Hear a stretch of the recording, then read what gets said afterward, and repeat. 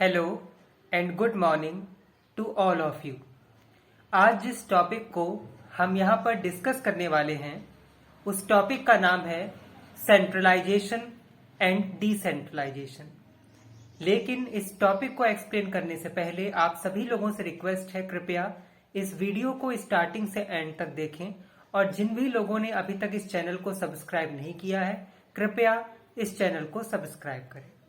अब शुरुआत करते हैं इस टॉपिक की जिसका नाम है centralisation and decentralisation. Centralization is a situation in which all the authority are vested in the hands of top management and middle level management and lower level management only follow the direction that's given by the top level management। यानी centralisation वो situation या वो स्थिति होती है जहां पर सारी अथॉरिटी सिंगल हैंडेड होती है यानी सेंट्रलाइज्ड होती है और सबऑर्डिनेट्स को यानी मिडिल लेवल मैनेजमेंट को और लोअर लेवल मैनेजमेंट को सिर्फ उनके ऑर्डर और इंस्ट्रक्शंस को फॉलो करना होता है। तो ऐसी स्थिति को या ऐसी सिचुएशन को हम सेंट्रलाइजेशन बोलते हैं या कहते हैं। सेंट्रलाइजेशन में जो सुपीरियर या बॉसेस होते हैं वो अपने सबऑर्डिनेट से किसी भी डिसीजन में कोई उनके व्यूज, ओपिनियन या सजेशन लेना जरूरी नहीं समझते हैं। वो सारे डिसीजन अपने आप ही लेते हैं, सारी रिस्पॉन्सिबिलिटी डिसीजन मेकिंग की वो अपने पास रखते हैं। कोई भी अथॉरिटी को वो डेलीगेट नहीं करते हैं यानी उसको बांटते नहीं है, सौंपते नहीं है। तो ऐसी जो सिचुएशन आती है उसको सेंट्रलाइजेशन कहते हैं। यानी सिंपल वर्ड में अगर कहा जाए तो सेंट्रलाइजेशन वो सिचुएशन होती है जहां पर सारा कमांड अथॉरिटी का सिंगल हैंडेड में होता है और उनके सबऑर्डिनेट्स को सिर्फ वही काम करने होते हैं जैसा डायरेक्शन उनको टॉप लेवल मैनेजमेंट से मिला हुआ है। तो ऐसी सिचुएशन या स्थिति सेंट्रलाइजेशन कहलाती है। अब बात करते हैं कि सेंट्रलाइजेशन की क्या अच्छी बातें हैं और सेंट्रलाइजेशन की क्या खराब बातें हैं, यानी उसके मेरिट और डिमेरिट्स। तो दोस्तों, सेंट्रलाइजेशन का सबसे बड़ा मेरिट है कि सारी रिस्पॉन्सिबिलिटी बॉस यानी सुपीरियर यानी टॉप लेवल मैनेजमेंट के शोल्डर्स पर होती है। ऐसा इसलिए क्योंकि सारा डिसीजन वही लेते हैं, सबऑर्डिनेट्स को सिर्फ उनके डायरेक्शंस को फॉलो करना होता है। तो इस सिचुएशन में डिसीजन के सही होने की या गलत होने की भी पूरी रिस्पॉन्सिबिलिटी टॉप लेवल मैनेजमेंट की यानी सुपीरियर या बॉसेस की रहती है। नंबर 2, सेंट्रलाइजेशन में सीक्रेंसी मेंटेन रहती है क्योंकि सारे डिसीजन सेंट्रलाइज्ड हैं, किसी से डिस्कशन व्यू लेके कुछ किया नहीं जा रहा है। तो ऐसी सिचुएशन में इंफॉर्मेशन के लीक होने के चांसेस या इंफॉर्मेशन के उनके कॉम्पिटिटर्स तक पहुंचने के चांसेस ना के बराबर होते हैं। तो सीक्रेंसी सेंट्रलाइजेशन का सबसे बड़ा मेरिट है। नंबर 3, सेंट्रलाइजेशन में डिसीजन क्विक होते हैं। आप सेंट्रलाइजेशन में टॉप मैनेजमेंट किसी से पूछता नहीं है तो डिसीजन लेने में टाइम नहीं लगता, कोई चेन फॉलो नहीं होती सुपीरियर टू सबऑर्डिनेट्स की। तो इसीलिए सेंट्रलाइजेशन में डिसीजन क्विक होते हैं। तो सेंट्रलाइजेशन की सबसे अच्छी बातें ये 3 है कि सारी रिस्पॉन्सिबिलिटी बॉसेस के शोल्डर्स पर है, नंबर 2 सीक्रेंसी रहती है और नंबर 3 डिसीजन क्विक होते हैं।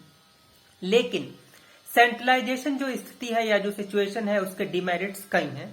Number 1, lack of motivation. Lack of motivation का ये मतलब है कि सबऑर्डिनेट्स को कोई अटैचमेंट नहीं होता अपनी ऑर्गेनाइजेशन से, वो फ्रस्ट्रेटेड रहते हैं, उनकी इफिशिएंसी डाउन रहती है इसलिए क्योंकि उनको कोई इंपॉर्टेंस नहीं दी जा रही, उनका कोई रोल नहीं है, उनसे सिर्फ उनको वही करना है जो उनको कह दिया गया। तो ऐसी सिचुएशन में वो फ्रस्ट्रेटेड रहते हैं यानी डिमोटिवेटेड रहते हैं। ये सेंट्रलाइजेशन का ड्रॉबैक है। नंबर 2, लैक ऑफ सेटिस्फैक्शन या ये कह सकते हैं डिससेटिस्फैक्शन। जो सबऑर्डिनेट है वो हाईली डिससेटिस्फाइड रहते हैं, उनको बिल्कुल ये नहीं लगता कि उनका कोई रोल है, उनकी कोई इंपॉर्टेंस है। तो ये 2 सबसे बड़े डिमेरिट है डिसेंट्रलाइजेशन के कि सेटिस्फैक्शन सबऑर्डिनेट्स को नहीं मिलता और सबऑर्डिनेट्स डिमोटिवेट रहते हैं। नंबर 3, इफिशिएंसी की कमी रहती है यानी लैक ऑफ इफिशिएंसी। जाहिर सी बात है जब सबऑर्डिनेट्स यानी जो वर्कर्स हैं या जो एम्प्लॉयज हैं मिडिल और लोअर लेवल मैनेजमेंट के, जब वो सेटिस्फाइड नहीं है, फ्रस्ट्रेटेड है, तो उनको उनके काम में वो इफिशिएंसी यानी काम करने का वो क्वालिटी, वो आउटपुट नहीं आता जो आना चाहिए। तो लैक ऑफ इफिशिएंसी भी बहुत बड़ा रीजन होता है। और जब एम्प्लॉय इफिशिएंटली काम नहीं कर पाते यानी अच्छे से कुशलता पूर्वक काम नहीं कर पाते तो लैक ऑफ प्रॉफिट रहता है, प्रॉफिट डिक्लाइन रहता है, कॉम्पिटिटर से बीट करने में भी प्रॉब्लम्स आती हैं।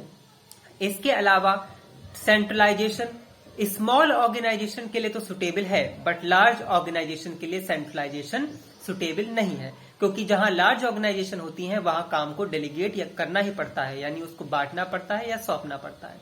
तो दोस्तों, सेंट्रलाइजेशन वो सिचुएशन हो गई जहां पर बॉसेस अपने सबऑर्डिनेट से कोई भी चीज डिस्कस नहीं करते हैं, सारे डिसीजन अपने पास रखते हैं, यानी सेंट्रलाइज्ड रखते हैं, सिंगल हैंडेड रखते हैं, और सबऑर्डिनेट्स को वही काम करना होता है जैसा उनको ऑर्डर इंस्ट्रक्शन दे दिया जाए। अब बात करते हैं डिसेंट्रलाइजेशन की। तो डिसेंट्रलाइजेशन इज सिंपली और just the opposite of centralisation. Decentralisation उस स्थिति को कहते हैं जहां पर सबऑर्डिनेट्स का रोल बढ़ता है या उनकी इंपॉर्टेंस बढ़ती है।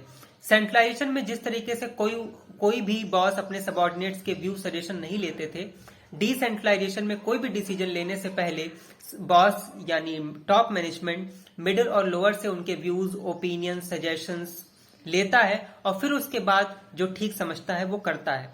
यहां पर भी फाइनल डिसीजन बॉस यानी टॉप का ही रहेगा, लेकिन यहां पर इंपॉर्टेंस सबऑर्डिनेट को दी जाती है। तो ऐसी जो सिचुएशन होती है जहां पर सबऑर्डिनेट्स की इंपॉर्टेंस बढ़ती है या उनका रोल बढ़ता है, तो उसको डिसेंट्रलाइज्ड कहते हैं।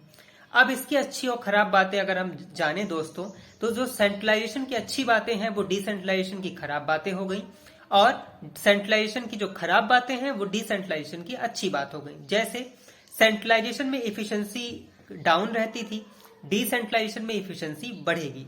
सेंट्रलाइजेशन में सीक्रेंसी रहती थी, डिसेंट्रलाइजेशन में सीक्रेंसी कम रहेगी। सेंट्रलाइजेशन में सारी रिस्पॉन्सिबिलिटी टॉप मैनेजमेंट के शोल्डर्स पर थी, यहां पर रिस्पॉन्सिबिलिटी मिडिल और लोअर की भी है, क्योंकि उनका रोल है, उनका इंपॉर्टेंस है। इसके अलावा सेटिस्फैक्शन और डीमोटिवेशन जो सेंट्रलाइजेशन में था वो डिसेंट्रलाइजेशन में नहीं है। यहां पर इंप्लॉय सेटिस्फाई होंगे, यहां पर इंप्लॉय मोटिवेट होंगे, यहां पर इंप्लॉय की एफिशिएंसी बढ़ेगी। तो जो अच्छी बातें यानी प्लस पॉइंट सेंट्रलाइजेशन के थे वो डिसेंट्रलाइजेशन की खराब बातें हो गई, और जो सेंट्रलाइजेशन की अच्छी बातें थी वो डिसेंट्रलाइजेशन में खराब बात हो गई। अब अगर इनके डिफरेंसेस की बात करें यानी सेंट्रलाइजेशन और डिसेंट्रलाइजेशन की, तो दोस्तों सेंट्रलाइजेशन में इंप्लॉय डिमोटिवेट रहेंगे, डिसेंट्रलाइजेशन में मोटिवेट रहेंगे। सेंट्रलाइजेशन में इंप्लॉय की एफिशिएंसी डाउन रहेगी, डिसेंट्रलाइजेशन में एफिशिएंसी बढ़ेगी। सेंट्रलाइजेशन में सीक्रेंसी रहेगी, डिसेंट्रलाइजेशन में लैक ऑफ सीक्रेंसी रहेगी। Centralisation is not suitable for large organisation, but decentralisation is highly suitable for large organisation. Centralisation में इंप्लॉय फ्रस्ट्रेटेड रहेंगे, डिसेंट्रलाइजेशन में वो फ्रस्ट्रेटेड नहीं रहेंगे। सेंट्रलाइजेशन में इंप्लॉयज में सेल्फ बिलोंगिंगनेस नहीं होगा, वो ऑर्गेनाइजेशन से अटैच फील नहीं कर पाएंगे, जबकि डिसेंट्रलाइजेशन में वो उनसे अटैच रहेंगे। तो ये कुछ हुए बेसिक डिफरेंस और ये टॉपिक सेंट्रलाइजेशन एंड डिसेंट्रलाइजेशन। आपसे हम उम्मीद करते हैं कि आप आगे ही हमको ऐसा मोटिवेशन देते रहेंगे, ताकि हम आगे नए नए टॉपिक्स पर, कॉमर्स और मैनेजमेंट की फील्ड से जुड़े टॉपिक्स पर आपको यूं ही एक्सप्लेनेशन देते रहेंगे और समझाते रहेंगे। Till then stay tuned with us, please subscribe the channel and share. Have a nice day, bye.